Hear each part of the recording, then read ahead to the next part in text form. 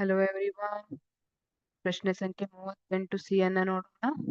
ಸಹಜ ಸಂತಾನೋತ್ಪತ್ತಿಯ ಯಾವುದಾದರೂ 4 ಅನುಕೂಲಗಳನ್ನು ತಿಳಿಸಿ. ಸಹಜ ಸಂತಾನೋತ್ಪತ್ತಿ ಇದು. ಸಹಜ ಸಂತಾನೋತ್ಪತ್ತಿ ಯಾವ ರೀತಿಯಾಗಿ ನಡೆಯುವಂತದ್ದು?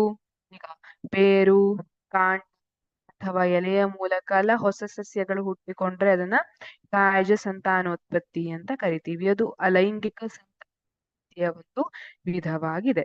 ಹಾಗಿದ್ರೆ ಸಹಜ ಸಂತಾನೋತ್ಪತ್ತಿಯ ಯಾವುದಾದ್ರೂ 4 ಅನುಕೂಲಗಳನ್ನ ಕೇಳಿದ್ದಾರೆ.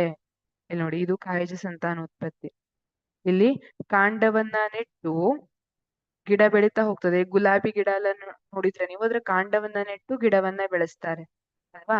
ಅದೇ ತರ ಬಟಾಟೆನ ಸ್ವಲ್ಪ ದಿನ ಮನೇಲಿ ತಂದು ಹಾಗೆ ಇಟ್ಟು ಅದ್ರ ಮೇಲೆ ಈ ತರ ಮೊಳಕೆ ಹೊಡೆಯೋದನ್ನ ನೋಡ್ತೀರಿ. ಇದು ಕೂಡ ಕಾಯಜ ಸಂತಾನೋತ್ಪತ್ತಿ.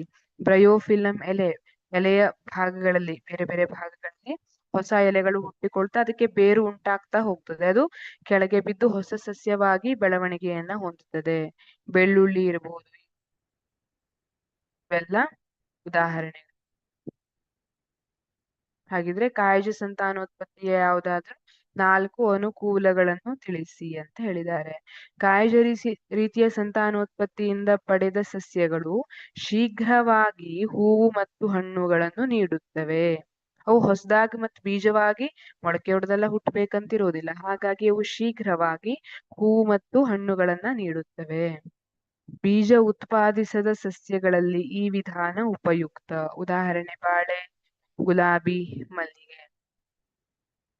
ಎಲ್ಲಾ ಸಸ್ಯಗಳು ಆನುವಂಶಿಕವಾಗಿ ಪೋಷಕ ಸಸ್ಯಗಳನ್ನು ಹೋಲುತ್ತವೆ. ಇಲ್ಲಿ ಎಲ್ಲಾ ಸಸ್ಯಗಳು ಆನುವಂಶಿಕವಾಗಿ ಪೋಷಕ ಸಸ್ಯಗಳನ್ನೇ ಹೋಲ್ತವೆ. ಹಾಗಾಗಿ ನಮ್ಗೆ ಪೋಷಕ. ಈಗ ನನ್ನ ಹತ್ರ ಒಂದು ಗುಲಾಬಿ ಹೂವಿದೆ, ನನಗೆ ಬಹಳ ಇಷ್ಟ.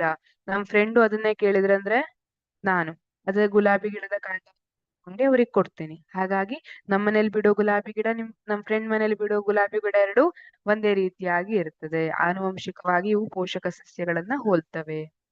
ಹೆಚ್ಚು ಇಳುವರಿ ನೀಡುವ ಮತ್ತು ರೋಗ ಮುಕ್ತ ಸಸ್ಯಗಳನ್ನು ಈ ವಿಧಾನದಿಂದ ಪಡೆಯಲಾಗುತ್ತದೆ. ಇವು ಆನುವಂಶಿಕವಾಗಿ ತಮ್ಮ ಪೋಷಕ ಜೀವಿಗಳನ್ನೇ ಹೋಲ್ತಾ ಇರೋದ್ರಿಂದ, ಪೋಷಕ ಜೀವಿಗಳು ರೋಗ ಮುಕ್ತವಾಗಿದ್ರೆ ಆನುವಂಶಿಕವಾಗಿ ಇವು ಕೂಡ ರೋಗ ಮುಕ್ತವಾಗಿರುವಂತಹ ಸಾಧ್ಯತೆಗಳು ಹೆಚ್ಚಾಗಿ ಇರ್ತದೆ. ಹಾಗೆ ಇವು ಹೆಚ್ಚು ಇಳುವರಿಯನ್ನ ನೀಡುವಂತಹ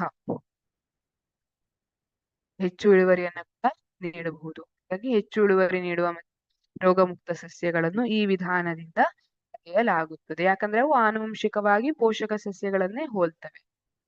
ಥ್ಯಾಂಕ್ ಯು.